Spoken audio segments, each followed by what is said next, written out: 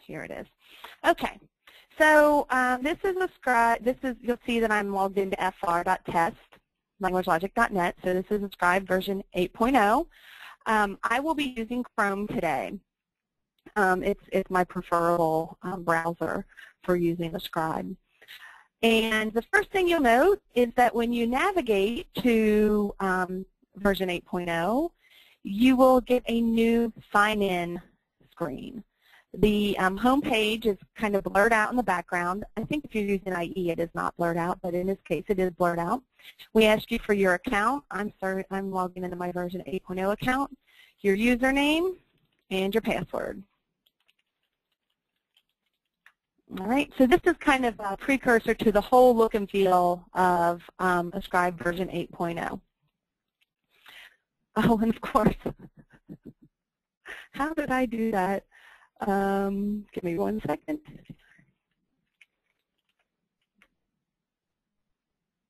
There we go.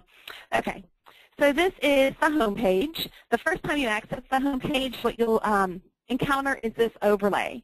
And this overlay just points out the different things on the home page, because you'll notice immediately that our blue menu for navigation is no longer available. Okay, so this overlay is pointing out where our navigation menu is, that we have this new pull-out menu. You have access to what's new.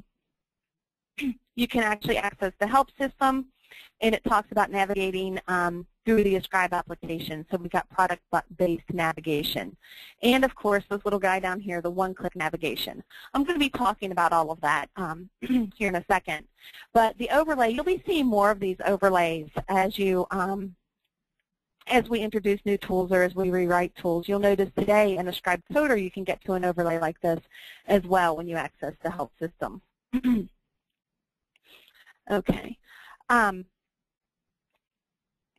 All right, so to get rid of the overlay, you just have to click somewhere on the page, and the overlay is gone. To get it back, you just hit F1, and it will come back. There we go. All right, so to start out and work my way through this list of things to introduce you to, first of all, we no longer have right-click white space navigation. If you right-click on white space, you'll get absolutely nothing. Rather, we now have the navigation icon. So we click on the navigation icon and get our our privilege, Ascribe privilege level navigation. Okay? So no right-click and white space navigation. And I'll say that a few times. We have to use the navigation icon. For those of you using Ascribe Coder, you should be a little used to this, because in Ascribe Coder we have to use the navigation icon, and most of us should be using Ascribe Coder. Okay, so that's the first thing. You'll notice that we do have our main products, an icon for our main products here on the home page, being Coder, Inspector, Accelerator, and Illustrator. If your account does not license Inspector or Illustrator, these will be grayed out. So Ascribe Coder, clicking on this actually gives us direct access to Coder. So if I click on the Ascribe Coder icon, I have product-based navigation. It'll take me directly to Ascribe Coder. So Ascribe Coder is in the background, grayed out, and I have this little dialog box that shows me all of the questions that I've recently accessed. So it's showing me Q11, Q11_6, Q1, and QFun, plus an accelerator that I've recently accessed. All right. You could also access any, it shows you studies where you might have questions assigned to you. So all of these questions are currently assigned to me, and I can have direct access to those. Or I could search for a study or question. If I wanted to access Q11, I click on it, and I'm now in Q11 for Laura's study. Okay, I'm going to pop back to the home page to talk a little bit more about navigation from the home page. This is actually available today, the direct access to Ascribe Coder. In your menu today in Ascribe, what you'll notice is that we have direct access to, well, and it's not here, but it is in your menu today in Ascribe. We do have direct access to Ascribe Coder, top-level access to Ascribe Coder that takes you directly to Ascribe Coder without having to go through supervisor studies, and gives you access to your recently accessed questions and any studies that you have questions assigned to you. All right, so also on these icons, we have these three little dots. And the three little dots, you'll be seeing more of those throughout Ascribe as well. The three little dots are the same as our right-click menu. So I could also right-click on Coder to get these items to come up. Basically, you see these on your tablets or on your smartphones, and they're there again to replicate a right-click when you have no means of right-clicking. So we could get direct access to studies, samples, or ship studies just by clicking on these three little dots or right-clicking on the Coder icon. The next thing that I wanted to talk about is the more information here. So if I want to access the help for Ascribe Coder, I click on more information, and it gives me the Ascribe Coder help system. And the same for Inspector, Accelerator, and Illustrator. Okay? So that's our product-based navigation. Again, the blue menu has gone away. We no longer have right-click and white space navigation. Rather, we have product-based navigation and our navigation icon. Okay, so what else is new on this home page? You may have noticed that we have this little hamburger up here, and I always forget what we call that, the pull-out menu. We have the pull-out menu up here, also called the hamburger. And what this does, this is new, and today it just gives us access to some tools that maybe don't make sense to be in our regular navigation menus. And this is the place where we can access what's new, agreements, and I think change password. What's new, agreements, and change password only appear over here in the hamburger menu or the pull-out menu. All right, click again to make that go away. We've been talking about putting project management tools over here. Again, we'd like some feedback on that and what you'd like to see there, and how that works for you as well. Most of the other items are available here under General. Anyway, okay? So that's the pull-out menu, or the hamburger, which is the technical term for it there. I did want to talk about the one-click shortcut. So some of you may use the one-click Ascribe logo shortcut today, and we access that by going to General User Options. So under General User Options, we have this Ascribe one-click page. And I've got mine set to Studies because I often navigate Supervisor Studies, and it's good to have that shortcut. But you can actually set it to whichever item makes sense for you. Okay? So what does that mean? What does the one-click navigation mean? This little logo in the bottom right-hand side of the page gives me direct access to Studies if I click on it. It's just a single click, and I go directly to the Studies page. So you got a little preview of what the Studies page looks like. We'll be looking at that in more detail in a minute. All right.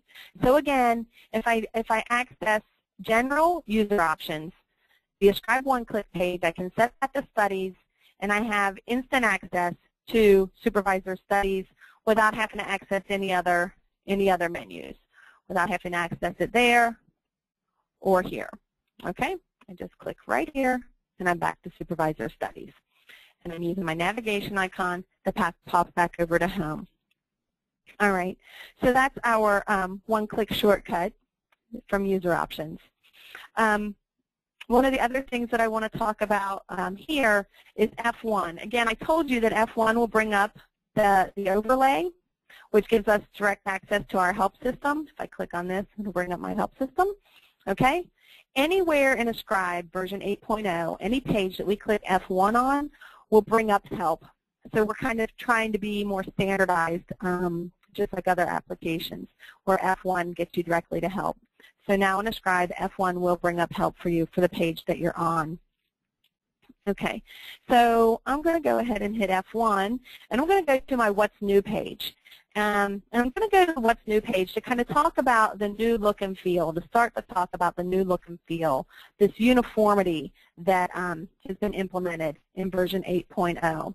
So every page will now have a header, all right?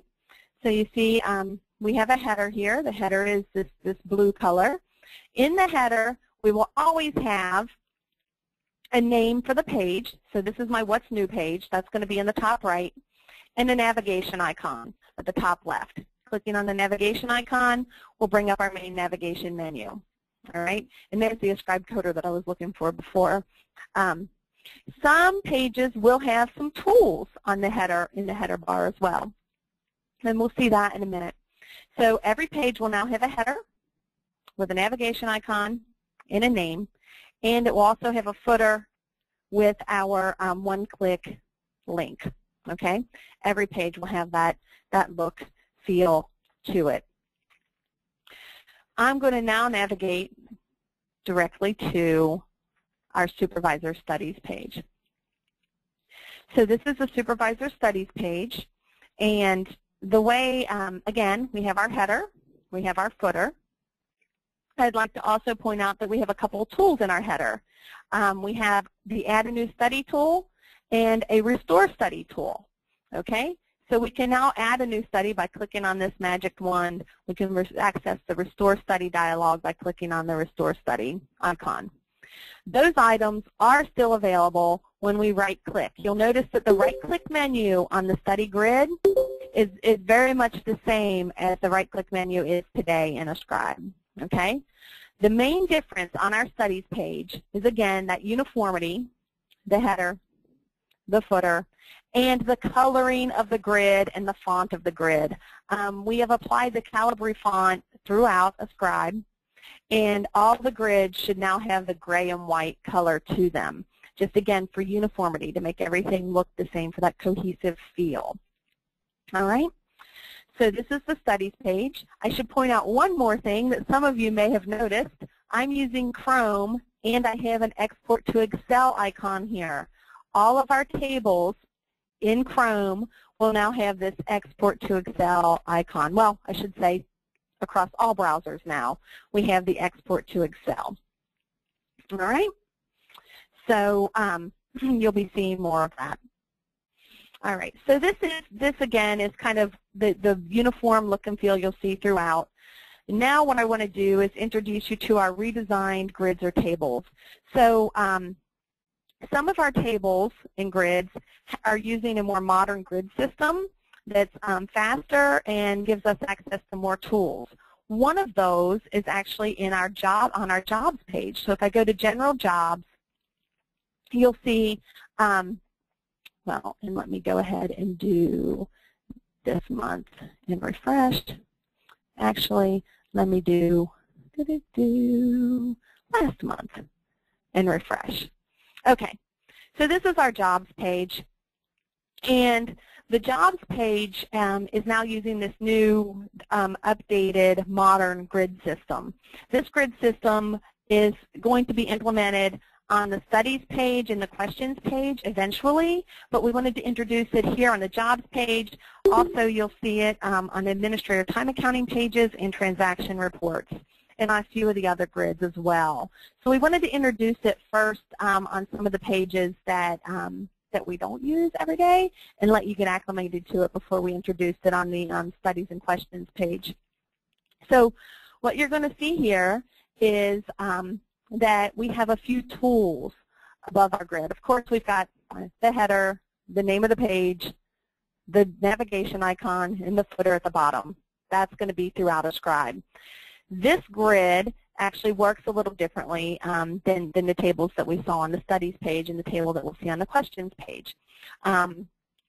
This grid can be customized. Each individual user can customize the grid, and it sticks. So the first thing to point out here is that we now have this Choose Columns icon. So we have these tools that go along with our grid here at the top. The other thing that I should point out before I get into Choose Columns is that we always know how many items we have in our grid. It tells us how many we're viewing of however many. The reason it says view 1 of 41 through 44 or 44 is because if I had brought up 1,000 jobs it would only show me the first 50 or so. And as I scrolled down, it would say, okay, now we're bringing in, 1 through whatever, or 100 through 150, 150 through. Even though they're all here, it always tells us how many we're displaying. And that will make more sense if you have something with a lot of items or a lot of rows in it. So back to choose columns, I clicked on our little choose column icon here, and I can actually customize this to work the way or look the way that I want it to look. Okay, maybe the type, I would prefer type at the very end. And maybe seconds, I don't want the seconds up there. I'm just interested in time created. And maybe username goes right after status. So I'm changing these around. And you'll notice that when I hit OK, it changes the table. It changes the grid. I can also resize these guys. So, and it sticks. So if I were to leave and come back, however I've resized them would actually stick. Okay? So if you got large file names, whatever, you can resize it. All right. We can also sort, and the sort sticks. Right now I know this is sorted by time created. Maybe I want mine sorted by completed, or by the status. I want my failed to come to the top. Maybe I want it by type. I know most of us would want it by time created so that the newest ones are at the top.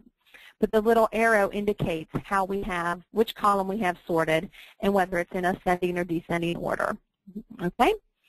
Again, all of this sticks. If I leave, I go to the home page, and I come back into jobs, you'll notice that it looks just the same. What doesn't stick, of course, is our dates. Here we go. So now everything looks just the same. All right. So that's our choose columns. We also have this find.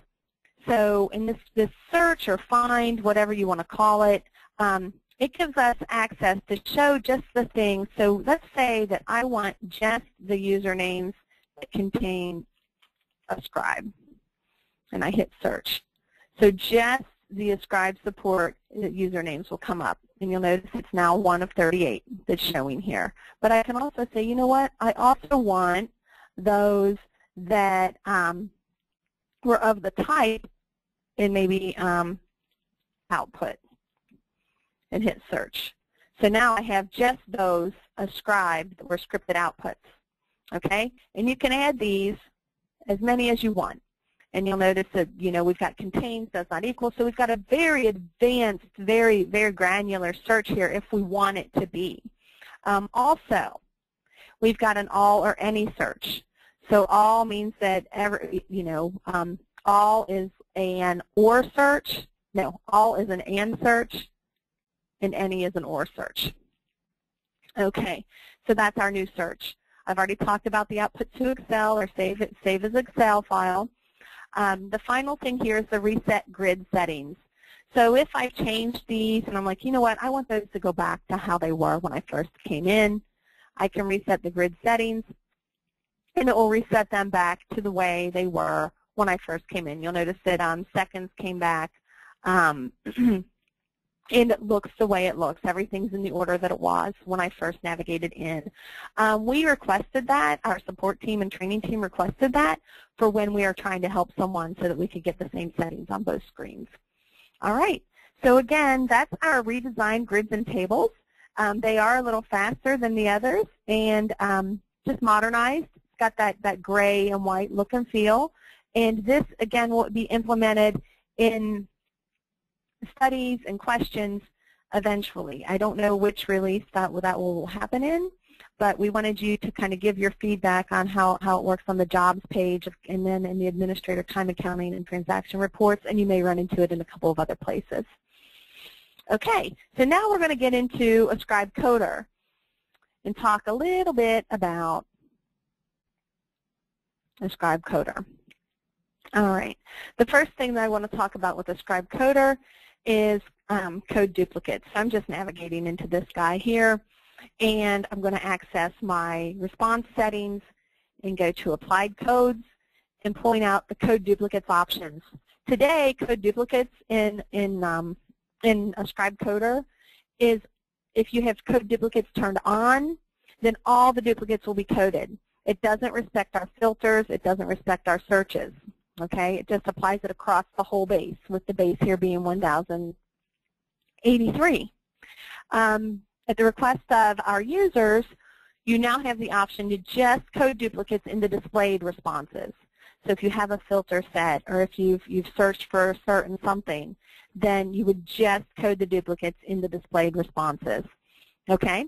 So your code duplicates options are now none. Do not code duplicates at all. All code duplicates in your whole base, even if you have a filter on, or displayed. Code duplicates just in the responses displayed. That's the new code duplicates options in Ascribe Coder.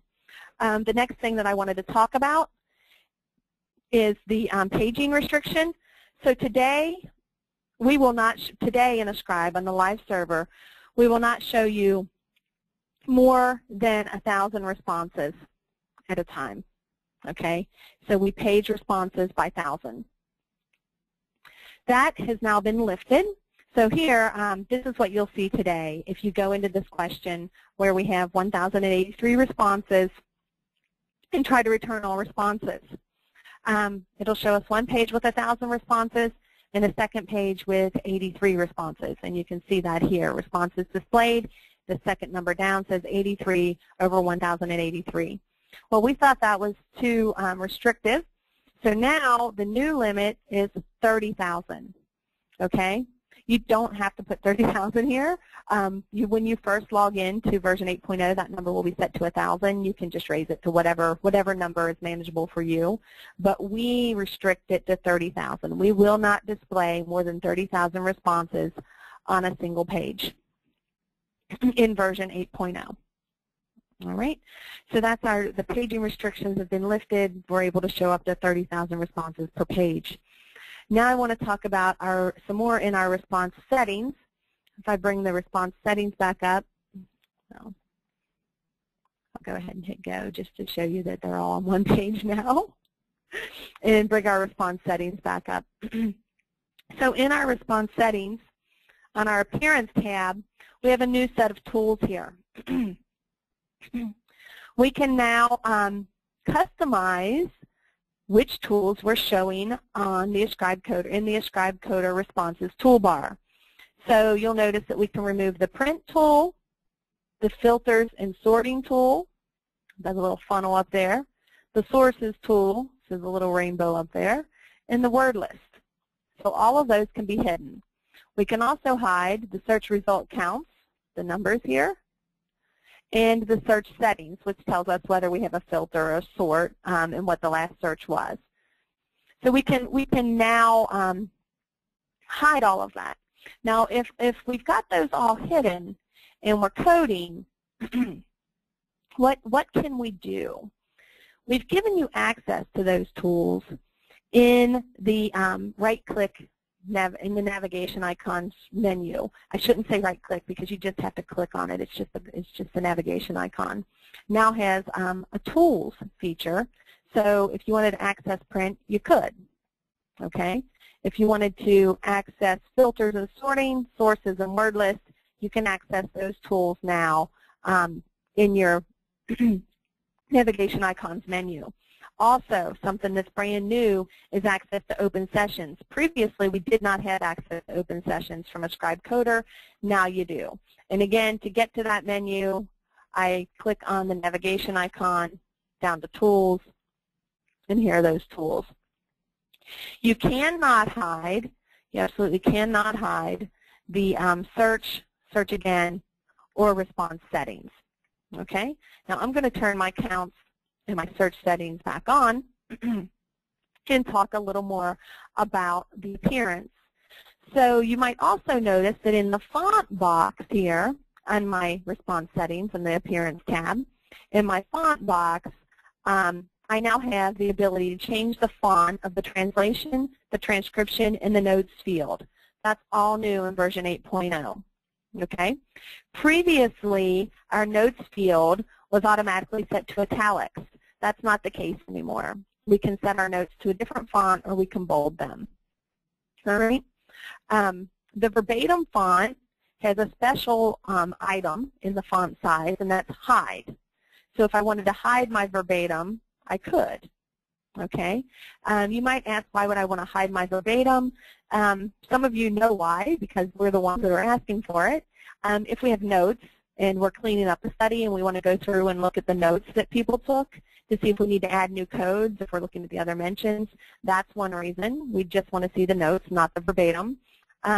Or if we're coding from the translation, we maybe want to hide the verbatim. If we hadn't set the coding source to the translation, we might want to hide the verbatim as well. And there's just various reasons why it might be helpful sometimes to hide the verbatim. So we now have that option to hide the verbatim. You might ask, well, why don't we have that option for translation, transcription, notes? Well, that's because those are by default turned off anyway. And if we want to turn them on, then we toggle the little box to turn it on. Okay? All right. So those are our response settings. One more thing about the appearance that I like to point out. If I turn on my study ID, my question ID, and my respondent ID, you'll notice that they show up in Calibri 12. Those no longer change if I change my verbatim to comic 14.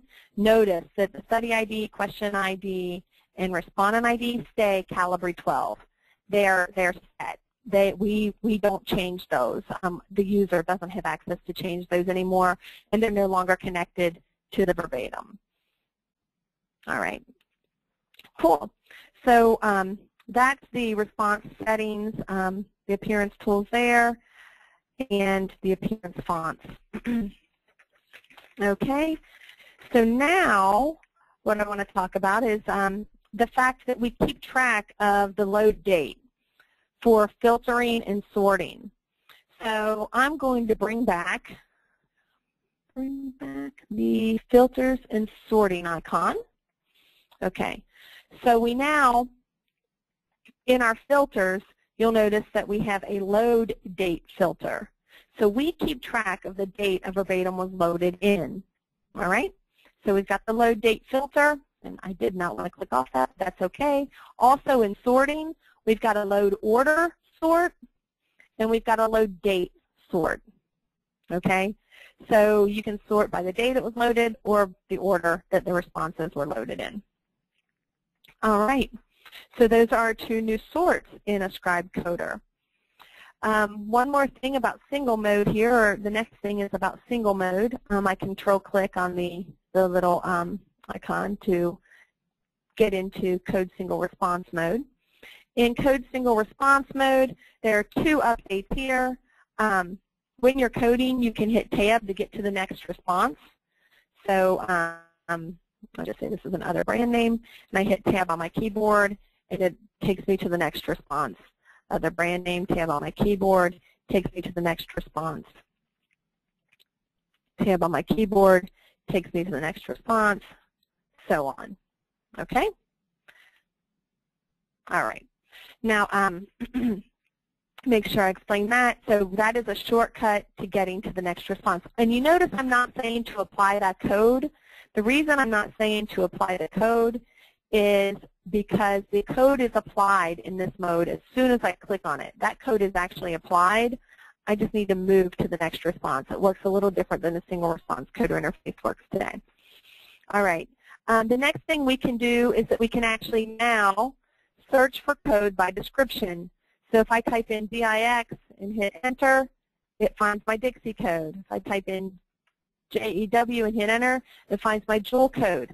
I hit enter again while that icon is in my find box, and it moves me to my next response. So that brought up my store brand code. I hit enter, it moves me to my next response. Previously, we could do that coding by number. We could type in the output ID and code that way. In version 8.0, we can now search the code book actually using text and actually apply that code. Okay, so that's new, searching for a code by the code description. Okay, so those are the two new things in single response mode. The next thing I wanted to talk about, let me just check my time real quick. Yes. The next thing I want to talk about is actually temporary samples. So I'm going to go back to multi-mode, again by control clicking on the settings. And notice when we hover over these, we get some shortcuts here. So I know control click on that toggles me between single response mode and multi-mode. And what I'm going to do is actually go into a different question. So I'm going to go into Q1. All right. So I'm in Q1, and I've got 1,096 responses in Q1 that I need to code. Okay. So I know that the 70 responses in Rhino make up 6% of 1,096. Now I'm going to actually set a filter. Filters. And I'm going to filter by my language question. And I'm going to bring up just my Spanish responses. I know that's language 1. There's 503 of those. Hit OK, close, and return my responses. Okay. So I've brought up 380 responses, but actually what I want to do, I want to bring up all my responses because I just want to show what we've got going on here. Okay. So in my filter, I have 503 responses. That's 45.9% of 1,096. Notice that my counts and percentage on my code book stay as they were. So it's still telling me that Rhino is 70 or 6% of 1,096. Some of us would rather see these counts, or not the counts, the percentages, based on the filter, okay, rather than based on the entire coding pool, all right? So how do we do that? So we bring up all of the filter, in this case 503, and I right-click and I say Create Sample. And it's telling me it's creating a temporary sample. And you know what? I'm gonna just go ahead and call this my Spanish filter, okay? And hit OK. So when I do that, you'll notice that now it's telling me that Rhino, the 70 Spanish responses that are coded in Rhino, make up 14% of the 503, okay? And when I bring up all of my responses, it says 503 is 100%, all right? We can still see how many it is, that it's 45.9% of the 1,096 in our stats here. Okay, for question respondents. But I just wanted to make sure this is temporary samples. Down here in my sources, you'll see that it's telling me that I'm now coding from the Spanish filter. All right? This temporary sample is available until I log out. So I can go back to questions and go in and code something else and come back into question 1. When I navigate into it, it's going to just be plain old question 1 with the base of 1,096. I'll change this back just so we see this. Okay, hit go. So the base is 1,096, but now I can just use my sources, and I'm going to just access sources over here.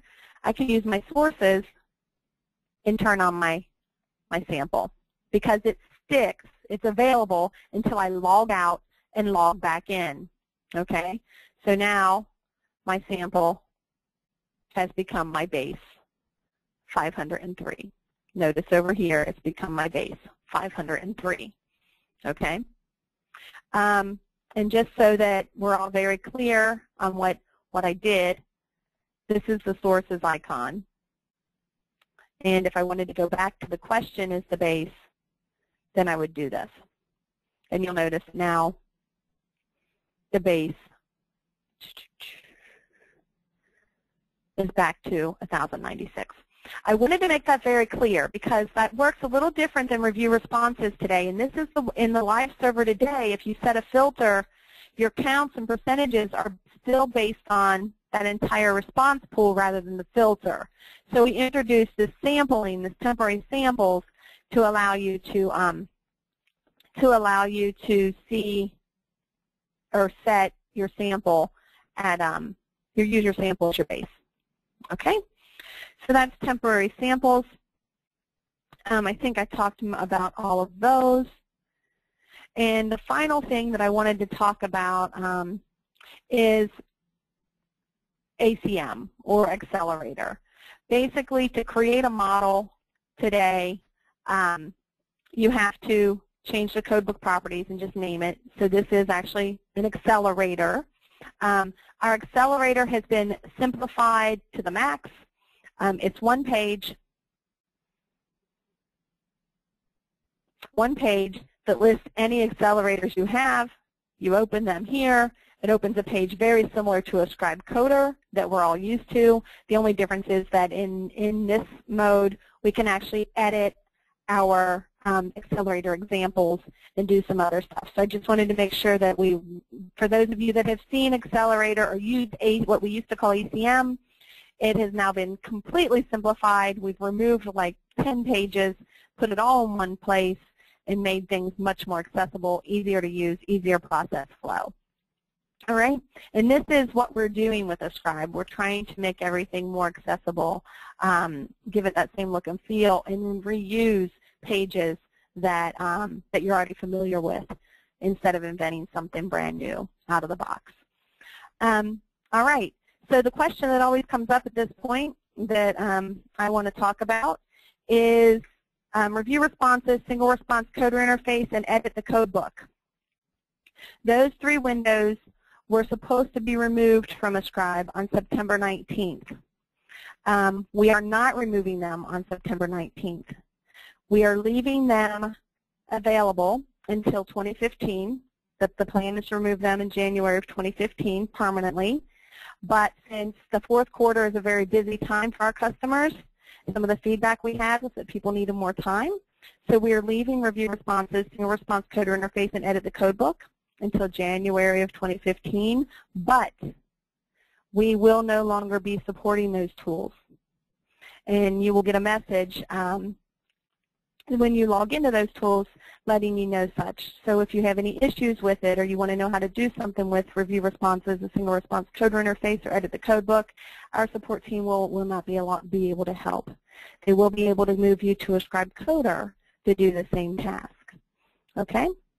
So it is imperative that all teams still transition to Ascribe Coder as soon as possible or feasible for your team. But I just wanted to make sure that I shared that with everyone. So there's 1 minute for any questions that may have come up, or if you have any questions, go ahead and submit them. And I can address those. Antoine, Julie, are there any questions that came up? Yes, there's one question. Actually, there's a couple of them popping me in now. So the first question is, is there a way to set the code duplicates in display view only as the default at the account level? No, there is not, but that's a request that we can put in. We don't have an account options default for code duplicates today, but I understand that people are asking for that. And it's funny, people are also asking for an account level way to disable review responses in the single response coder interface. We don't have that. But if you would like review responses to be disabled, please send that email to support, and we'll talk about that more with our development team and see if there's a way that we can do that for the individual accounts, because I know that's been a popular request as well when we talk about the fact that review responses is going to stick around. Some people want to go ahead and turn it off on their account. So yeah, we'll send an email to support on that. And the code duplicates thing, we'll open a case on that as well. Any other questions, Antoine? Yes. The next one is there any changes in the questions page? I usually hit the questions page, and I hit it for a second. The only change to the questions page that I'm aware of is the fact that we now have access to codebook properties for the codebook that's in that question at the question level. So we could change it to an account codebook, or create an accelerator directly from the question rather than having to go into Ascribe Coder and click on the codebook node and then choose codebook properties. So Antoine or Julie, is there anything else that we should note about the questions page? The questions page hasn't been, today, the jobs page is our new kind of grid system. The questions page is still using our old grid system. It has not been completely modernized as of yet. So it still works very much the same as it does on the live server. And you can log into version 8.0 and give it a go just to understand that. So if I sort the questions page and then navigate out and come back in, it's going to go back to the way it was sorted originally. Those things don't stick. And I don't want you to get confused between the questions page grid and the jobs page grid. It's got the new look feel to it, but it's not using the new grid tool. You know, I hope I didn't confuse that too much. Is that good enough, Antoine? Yeah, I think that answered that question. Okay. Here's the next question. Will we be having more Ascribe Coder training sessions? Yes, yes. We've been focused on version 8.0 right now and kind of getting the testing out and getting our conferences out of the way. We will have more Ascribe Coder training sessions. What I'm planning to do is maybe schedule 2 of those a month. We also have webinars from previous, but I kind of want to get those. I want to get those updated for the version 8.0. So once 8.0 is up, we're going to be doing some more Ascribe Coder sessions. Also, we do have a couple lessons that we can give to you. If you're interested in those, email support, and Antoine will respond with the lessons and the webinars that are on YouTube. But yes, we will be having more of those. And if an individual company would like an Ascribe Coder training session, you know, contact us, and we are more than happy to help get your team going with Ascribe Coder.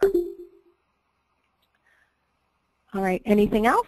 Yes. Is this the last training session before version 8.0 launches? Yes, as this video will be published, the video that we're doing right now will actually be published on our YouTube site. If you search Ascribe Coder on YouTube, you'll see our videos will come up. So this webinar that I did today will actually be published out there. You'll have access to that. I don't plan on doing any more version 8.0 webinars, other than I will be scheduling some accelerator webinars, and you know, but if need be, if enough people request it, we can do some more live webinars. What I'm hopeful for is that this video is enough, and you can share this video with your team to go through at their convenience. All right. Okay, you have one more question. Okay. Are there any changes to Phrase Analyzer? No.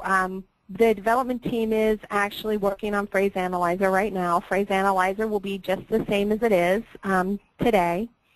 They are rewriting Phrase Analyzer. We're looking at the end of 2014, early 2015. They haven't actually given us a date yet for the Phrase Analyzer port. So originally it was supposed to be October of this year. That does not seem to be happening. They're giving it very careful consideration to make sure it does everything we need it to do before we release the modernized version of Phrase Analyzer. So Phrase Analyzer is going untouched in version 8.0. Okay, and you mentioned that you were going to do some training sessions for Accelerator. Do you have any dates in mind yet? No, we don't have. I don't have dates on that yet.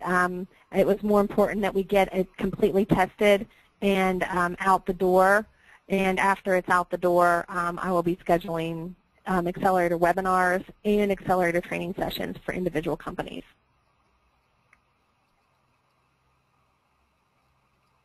Anything else? Someone wanted to talk about. Oh, here's a question. Can we access dual code books by hovering over the question instead of entering into Ascribe Coder to access dual code book? No, not today. So you want to have access to dual code books here, just like we have access to codebook properties. Nope, you actually have to go into Ascribe Coder and then go to dual code books. But that's a request, Antoine, that we can actually ask for as well. Okay. Okay. Anything else? That was the last question. Cool. Well, thanks everyone for your time today. I know a few people dropped off, but most of you stuck with us. This is one of the biggest groups we've had yet, and I'm very grateful that everybody's interested in version 8.0. If you need anything else about version 8.0, first of all, remember that from the home page you can, when you get logged in, you will see this overlay. You can access what's new there to see everything that's new. Also, from the home page, you can access what's new through the little flyout menu. What's new is available here. Okay? And if you need anything else at all or have any questions, please email support@languagelogic.net. And we're looking forward to hearing from you on what you think about version 8.0. Thanks so much, and have a wonderful day.